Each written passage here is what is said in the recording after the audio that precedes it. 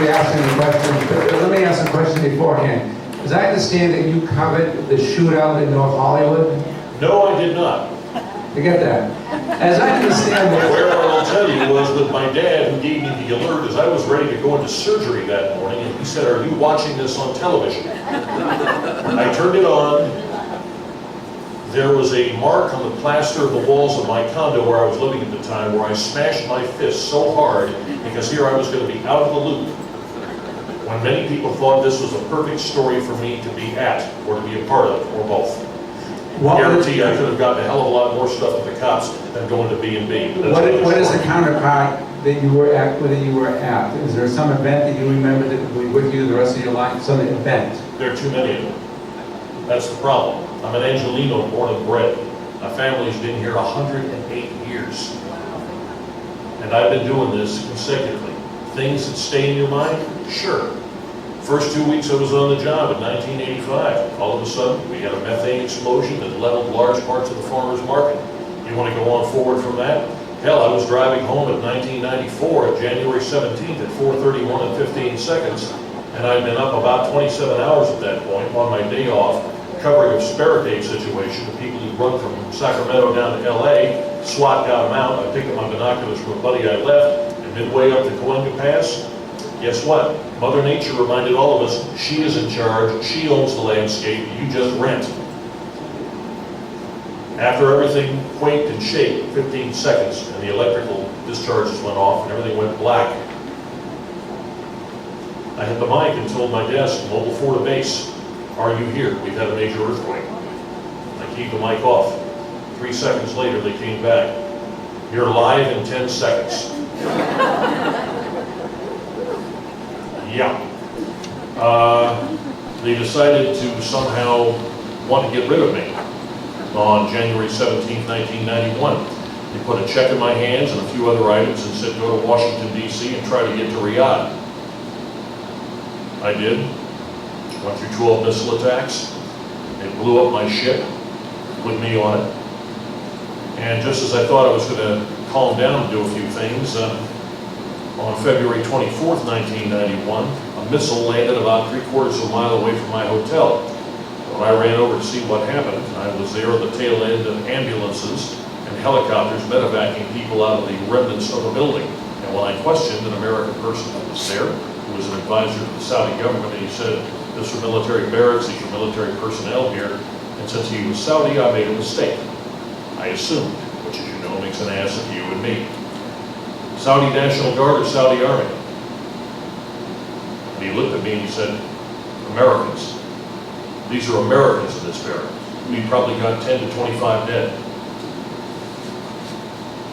6 minutes later, at the Dhahran International Hotel, a bunch of people were joking around, insisting that Saddam Hussein could hit the backside of a camel with a broom.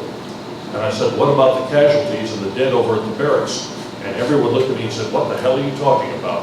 I said, no one's reported. And he said, who are you, what the?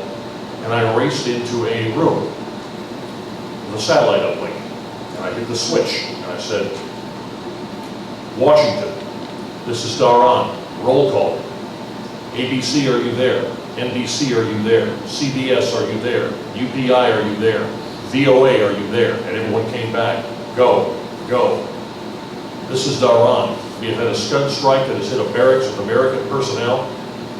As many as 100 people inside. We have a minimum of 10 to 20 dead and probably 50 to 75 wounded. I paused for 2 seconds. And over the uplink from 22,000 miles came, who is this? What the hell? What's he saying? What's he? And the controller said, all parties, Washington, stand down. Dhahran, it's your story. Go. That was the most 7 nerve-wracking minutes of my life after I finished that story. Because nobody else had corroborated, nobody else had any facts. Mine was the first information solid out there from eyewitnesses. And when someone finally corroborated it 8 or 9 minutes later, all my hands did was this. Because if I had screwed up, I would have had to go home because I had just blown it in front of 2 billion people. That keeps you humble. Those are things that stick in your mind. Thank you. Matt?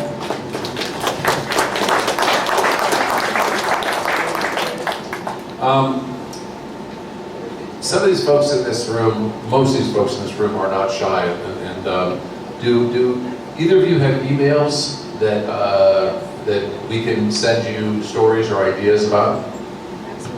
Okay, you want to share the emails? If you have a tip or just want to say something about coverage or chat with me, just email me at J, my first initial J, Stewart, Stewart, at laweekly.com. jstewart@laweekly.com.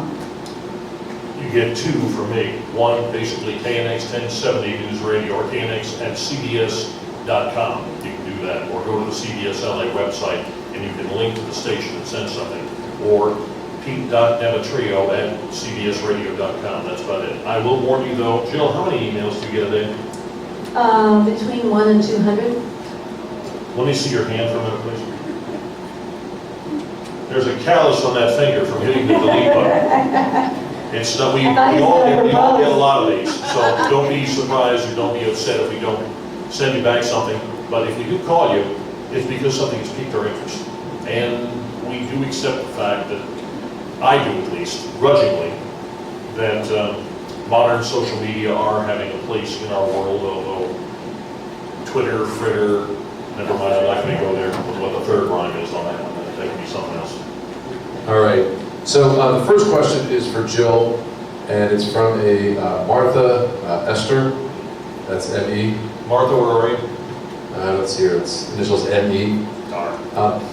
Can you give us the initials of the council member that you're referring to? IOU. No, I'm sorry, I can't do that.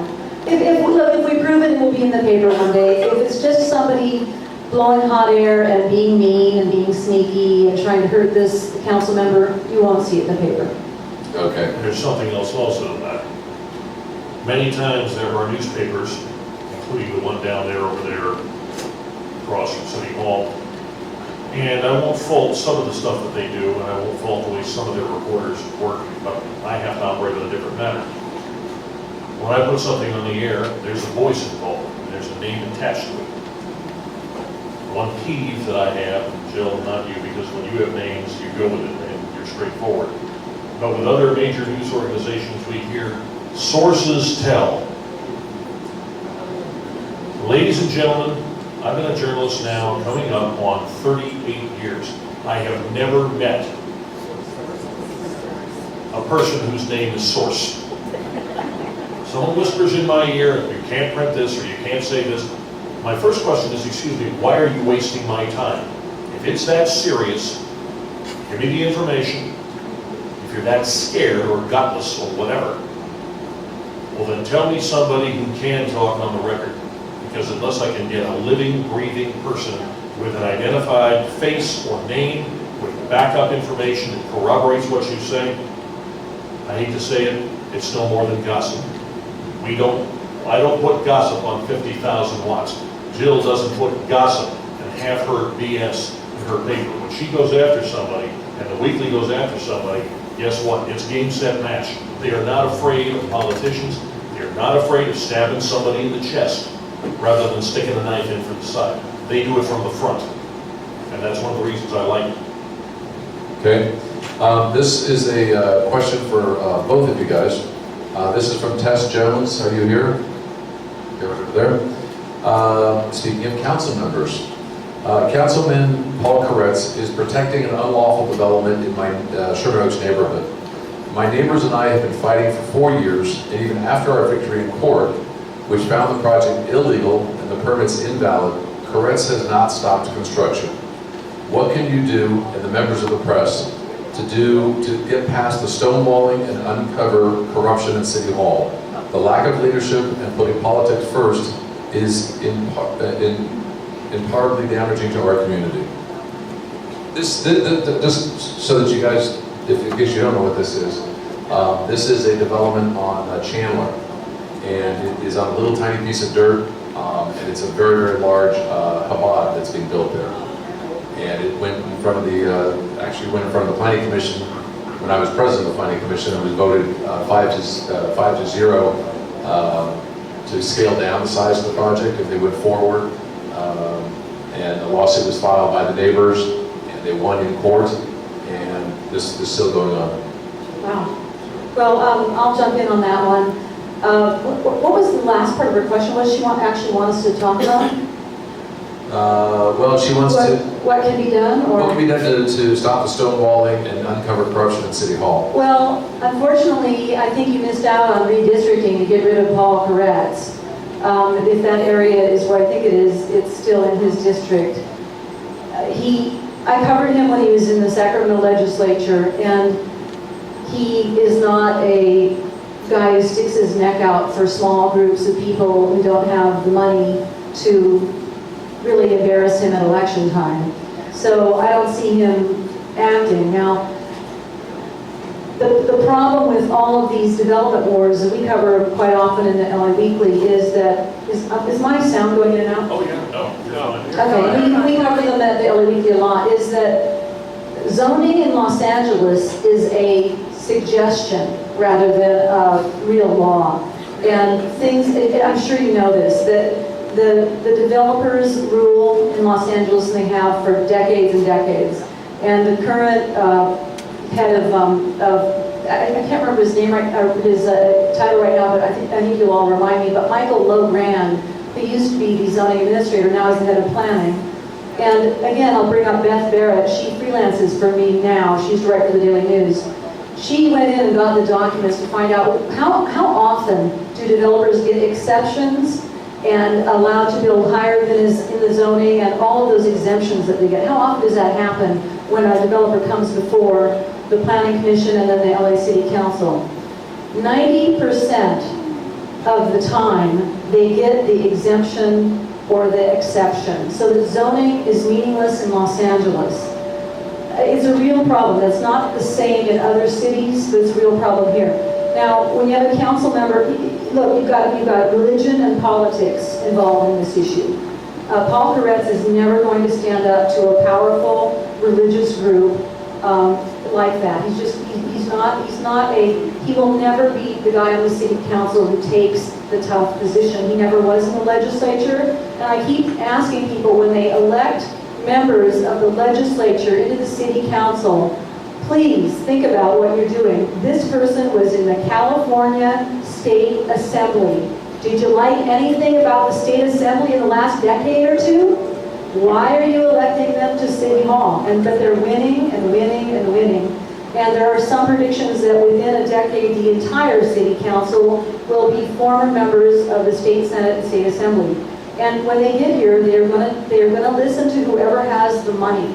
They're not going to listen to neighborhood groups, because neighborhood groups have almost no impact in fundraising, endorsements, and so on. And it's scary, because what is LA going to be like if everything is built twice as big and twice as ugly as it is supposed to be?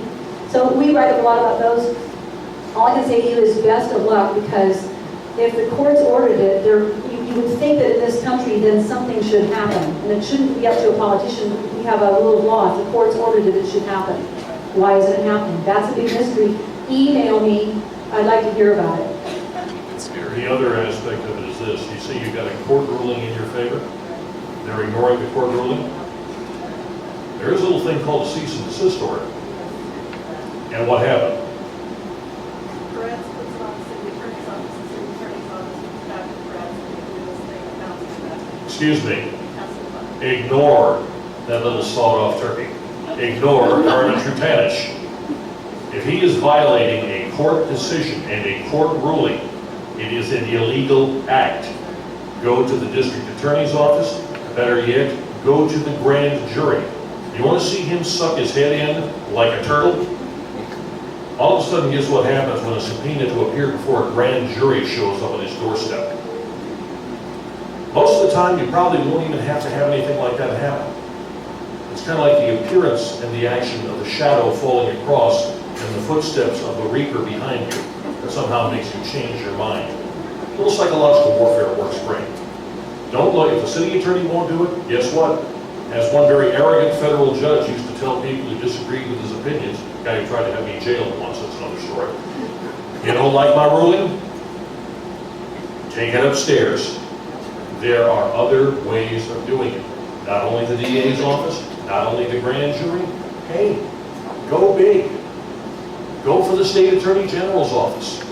Because if enough people complain and gripe about this guy, they might just get interested enough to say, you know something? Something here doesn't pass the smell test about everything this guy's doing.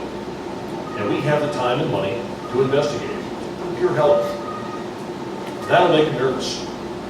Make him sweat a little bit. I like it when he sweats.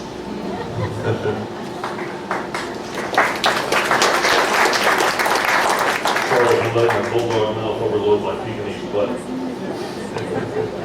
All right, this next question is from Wilma. You want to raise your hand, Wilma? All right. The Los Angeles Department of Water and Power received $8.5 million federal grant to weatherize homes of low-income, disabled, and senior citizens. Instead of completing their own assessor's recommendations, they are now weatherizing entire multifamily buildings where only 2/3 of the occupants qualify. Could either of you identify the wealthy property owners who ultimately benefit from this misdirection of funds, while those in need go without? Well, okay, so you're saying that they're pouring money into these apartment buildings, some of the residents are low income and others are not, so it's part luxury or part market value and the rest are affordable housing, and the whole place is getting the benefit, is that the idea? A little louder if you would. It's not a matter of the value of the property, it's the income of the occupants. Yeah. Qualify or not. So in other words, you've got some in there who qualify by dint of their income, yet others don't, but the whole building gets the benefit, right? And this I don't know, maybe I'm just a poor, dumb journalist, but that sure as hell sounds like someone's doing misappropriation of federal funds.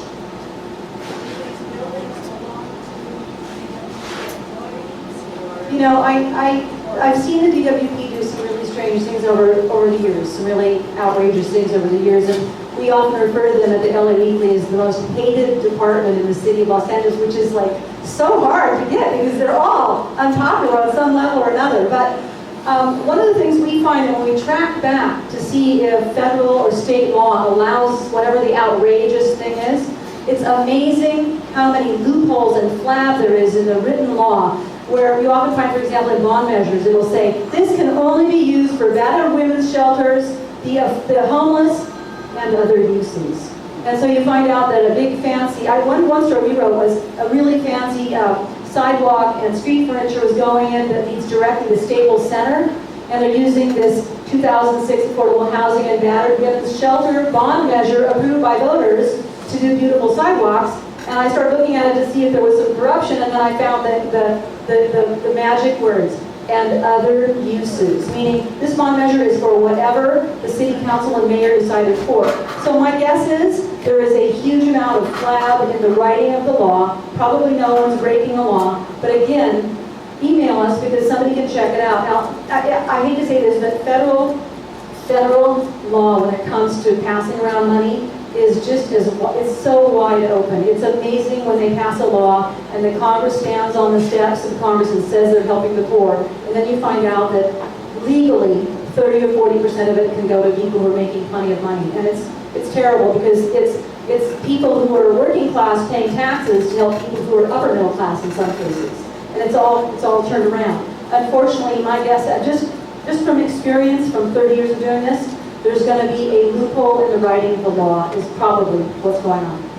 But that doesn't mean if you do find the person who owns the building, that you can't hand it over to Jill or someone else, they'll publish his name and say, yeah, folks, technically he can do this, but it stinks.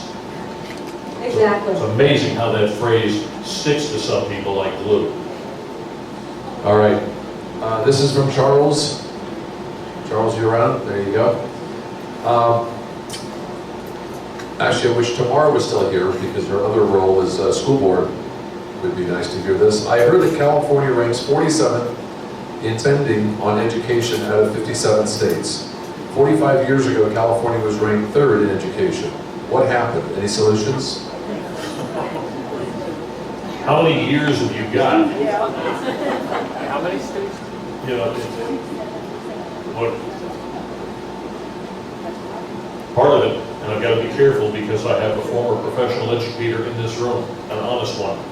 Who was a teacher, counselor, adult school counselor, adult school vice principal, and principal. My mom. I also have an uncle. How many years was CT in the district, Mom? 3+ decades? 40 years. Was a principal and a vice principal at 3 major high schools. I've got other relatives in here currently who are, if you will, working with LA Unified. What has happened to education? I hate to say it, we've gotten away from teaching kids what we should be teaching them in the way of basic studies, basic skills, basic survivable notions of knowledge. Kids think money comes out of nowhere. It just is there. It's just to be spent. You have generations of people who are currently in Sacramento who have wonderful ideas about improving the quality of life and education. No. I want to see that kid able to do basic math to balance a checkbook. I want to see a kid able to write a resume where there are not 18 misspellings because, oh gosh, there's no spell check. I want them to be able to read a book above the 8th grade level, and I want them to read it in English. When I say these things to certain political people, they get really irritated at me. And some have used the R word toward me, and my response is, I'll accept that. If you accept the blame for raising a group of... No, that's being kind to idiots. These are people who are basically sucking the tax money out of your pockets, not only in what they're doing in school, which doesn't give them any skills to be able to be functional in the society, but basically all they're preparing them to be is someone who's going to be with their hand out 15 or 20 years from now. And it's going to be worse now than ever.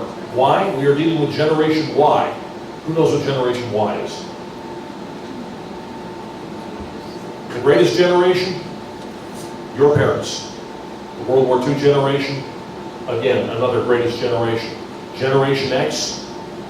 We're the baby boomers, we were the baby boomers. Generation X, the ones after that. Generation Y are the ones that come about, from 1998 on. Generation Y. Y stands for, why do I have to move out of my mom and dad's home? Why do I have to get a job? Why should I drive a car when you can take me anywhere? Why should I buy cigarettes when I can bum them off you? And why shouldn't the government give me everything I want because my self-esteem demands that I get certain things? These kids have forgotten an old bumper sticker from the 70s. It's called GGA. Gas, grass, or ass. Nobody rides for free. We need to start instilling a sense that you work and you learn to be able to function in this society. And when they call it a democracy, I chew the backside off of both politicians and teachers union people and others. Don't you dare call this a democracy. It is a constitutional republic. My people, 2,500 years ago, put the only democracy on this planet in, the Greeks. And you know what? We were finally smart enough to figure out it doesn't work. That's why we had a constitutional republic, not a democracy that is running this country. The dumbing down of students, don't even get me started. Oh, don't even say the words Occupy LA. Jill, do you want to follow up? I'm trying to remember the original question. But to answer your question, I think I have actually a statistic I can give back to you. It is not true that California is at or even near the bottom in funding of students. I think we're around between 8,000 and 9,000. I might be a little bit off on that per year. I wrote about it extensively when I was an education writer. What's happened is we're in the middle. We're actually right in the middle. We're at the median for all 50 states. We're right smack in the middle. We're at about 25, 26, some years we're 24. We are not at the bottom, but Stanford and I think Berkeley did a study in which they applied California home values prices, California utility prices, and our high cost of living, the market basket of goods in California that you and I have to spend more on. They applied it to the schools and they said, well, it's not fair to say that California's in the middle because it's really expensive to run a school in California. So we're going to adjust. We're going to apply a bunch of special factors. We're going to ignore the fact that California is right in the middle on student funding, and we're going to adjust it, and we're going to say we're 47th or 45th. I wrote a lot of columns about this because I called the professor at Stanford, and I said, listen, what cost of living problems do the schools face? I know they face gas for the buses, and it's more expensive in California. And I know they face higher utility bills, but that wouldn't bring us from the middle, where we really are, to almost the bottom. And they said, well, schools are very expensive. Land is very expensive. It's that all that land and all that building. I said, yeah, but that's a separate bucket. That's bond measures. That doesn't come out of the child price per child. It's a completely different bucket. Oh, well, don't bring up all these. This is just, you're just irritating me with this kind of stuff. Inconvenient truth. The truth is that Stanford, the professor at Stanford who I had words with and the guy at Rand Corporation are lying about this. California is almost exactly in the middle, and it has been for years. And every time I see the LA Times, Associated Press, I fire off an email, that is not true, here's my proof, and no one wants to hear about it because it doesn't make a great story to say we're right in the middle. Well then, why are the schools so bad if we're right in the middle? Now, I agree with Pete on a lot of why the schools are so bad. A lot of teachers go to really awful teacher colleges where they don't learn, for example, you're going to become a grade school teacher, they don't teach you anything about math. You have to teach children who have no idea what a 2 looks like, math. Adding and subtracting, multiplying, dividing. They come out of teacher college, they can't multiply fractions. They don't even know what that means. They take theoretical courses, they take child development courses. They don't actually learn that much about subject matter. So only the really smart teachers who already learned this stuff before are good teachers, and the rest are struggling. It's not their fault. They took the courses, they did what they were told, and they did not get an education in California's awful, awful teacher colleges. And that, if I could wave my wand after 20 years, I bet you I've written 2,000 stories about what's wrong with LA Unified and the California schools.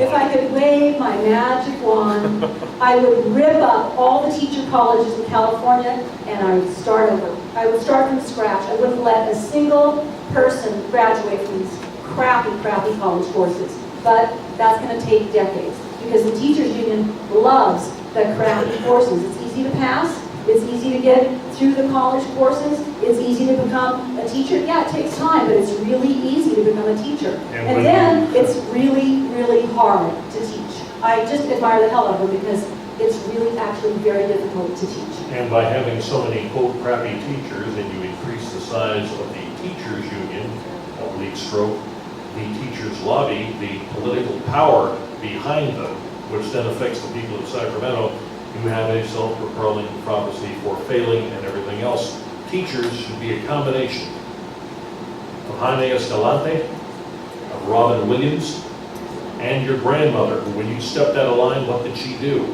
Your backside got whacked. Usually it only took one time, and then you were back on it. I feared my grandmother until 3 weeks before she died at age 97. Cross her, she would give you a look. She was not afraid of swinging a broom on me. She was 5'2" and about 97 pounds. I'd love to have that kind of a mindset to look at these kids and drill into them. This is your future.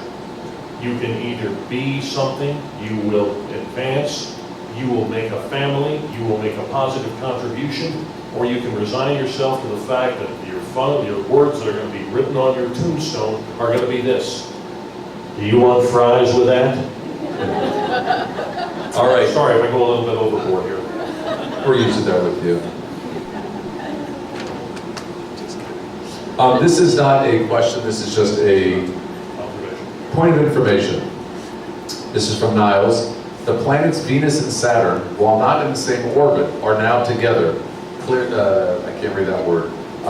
This is an event that occurs once every century. So look to the west, look one west just after sunset, and you'll see two planets. Both look like stars. One is Saturn and one is Venus. That's nice. That's It's been that way for the last couple of weeks. It's been very bright. Okay, with that, before we end and allow people to come up and talk with you individually, we have a very, very lucrative lottery. Is it lottery? Drawing, okay. $291 million? Well, close to it. Darn. So why don't we get going and... Okay, we have two $25 gift certificates from Sweet Butter Cafe. So I'm going to ask Pete and Jill to each pick one. Now, my ticket's got to pick the bottom. I'll pay $10 for the winning. $10 for the winning ticket. Okay. I read this one as 834147. 834147. Don't be shy, there's money at stake. Right here? Oh, I don't know. What? Right here, Richard Close. Can you say with me the word fix?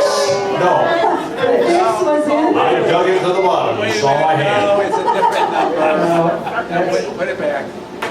Put it back? I won about 2 months ago. Well, don't put it back in there. No, put it back. Just do this one. There we go, got that one. If it's my number, I'm taking it. Try again. 834133. 133. 834133. Right here, right here.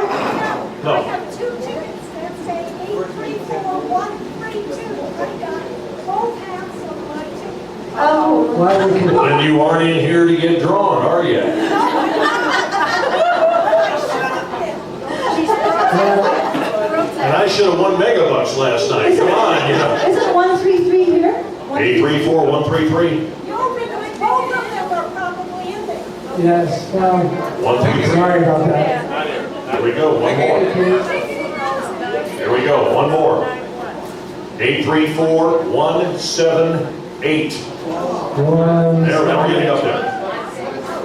anybody? Right over All there. right, we have a winner. Oh, God. She said she finally won something. You have to pay all that Thank you before very taxes, much. of course. Jill, That you're was up. interesting, a sealed envelope is what she got. Go ahead. My number is 834140. Woo, right here in front. And notice he did that just after he put on his glasses. Now, wait a minute, No. before anybody, right here, thank you, sir. I think Before this is, anybody, I think this is proof that Pete does not know how to pull tickets. He just has no clue. I just want to remind everybody to please, please clean up your table. Don't leave anything on the table. And I recycle the paper, okay? Don't throw paper in the trash, please. Okay, and see you next month. Please come up and Thank you, speak to our everybody. speakers.